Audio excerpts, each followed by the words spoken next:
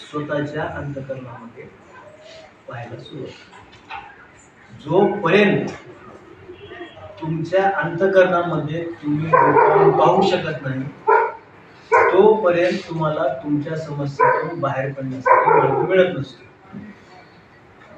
आपल्याला समजलंच नाही की आपण चुकलंय कुठे किंवा चुकायला लागलंय काय, तर आपण दुरुस्ती करणारच. मग आपल्या अंतर्मनाचा शोध घेण्याचं एक साधन म्हणजे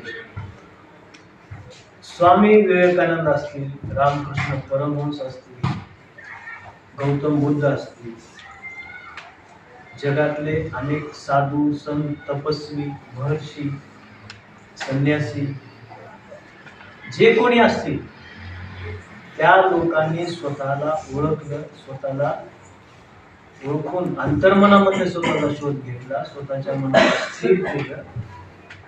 आणि मनाला ज्यावेळेस स्थिर केलं त्यावेळेस आपल्या स्वतःच्या इंद्रियावर नियंत्रण केलं.